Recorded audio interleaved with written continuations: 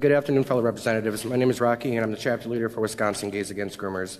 I'm here today to show support for AB 465, the Help Not Harm Act, in which would restrict gender transitions and medical interventions for minors under the 18 years of age. Our organization fights to end the radicalization, medicalization, and indoctrination of children under the guise of the LGBTQ acceptance. I'd like to preface this by saying we support adults making their own choice to transition as long as it doesn't harm anyone else and none else has to pay for it. That being said, the war on children must end today. The number of transgender people seeking medicalization is exploding. The percentage increase is in the thousands, not normal.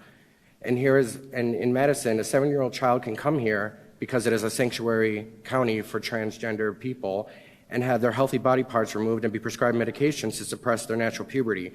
But puberty isn't scary, it's normal.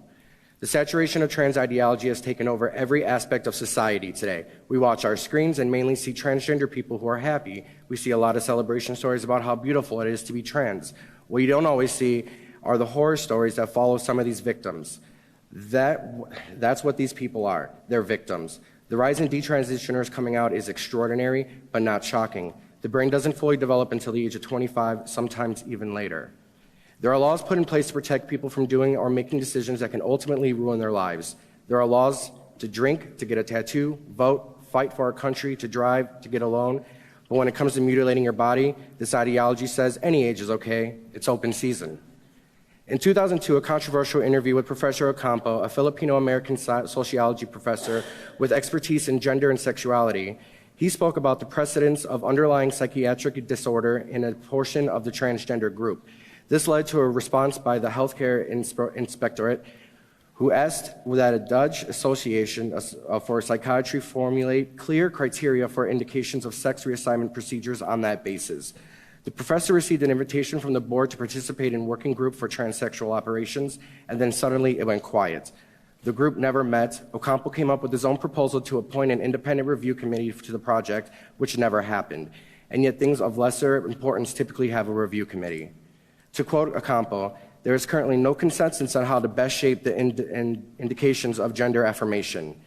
Did you know a third of trans patients do not follow up for their reviews or how they are doing post-transition? This means we don't even know the real number of those that regret their decision. Frankly, one is too many. I'm sick of being labeled a transphobic bigot, self-hating gay fascist, right-wing homophobic conspiracy theorist for saying this. The labels are over. There is nothing phobic about protecting a child's innocence from being exploited and handed over on a silver platter to medical industry to carve up like an animal. Because a boy likes pink or a girl likes to play with trucks, it's nonsense.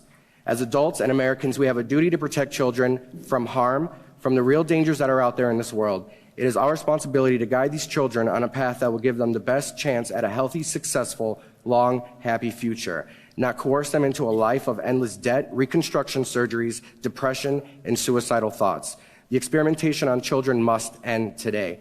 If a child can consent to something as extreme as permanent as a sex change, they can consent to anything, and we believe this is the goal. The line from A to B, this is very, very short.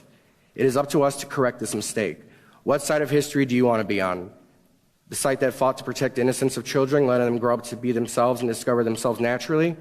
Or do you want to be the side that openly experimenting on children? Because I choose the path number one. Let kids be kids. All right, and I assume you are Sandra? All right, go ahead first and then we'll take questions from the committee. Good afternoon. My name is Sandra Kirby. I'm the Director of Government Affairs at American Principles Project. We're a pro-family conservative group based out of Virginia.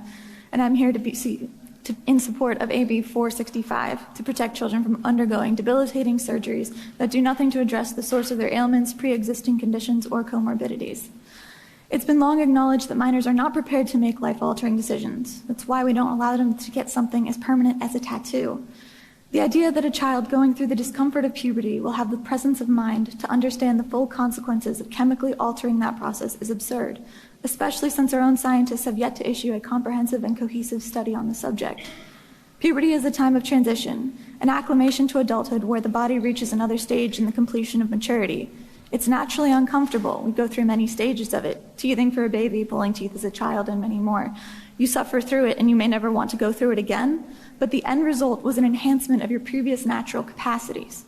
There's no golden medical standard that can list the medical benefits of puberty blockers, hormone treatments, and surgeries on minors absolutely. In fact, many countries, as we've mentioned before, who were once leading in those things are now tightening those restrictions.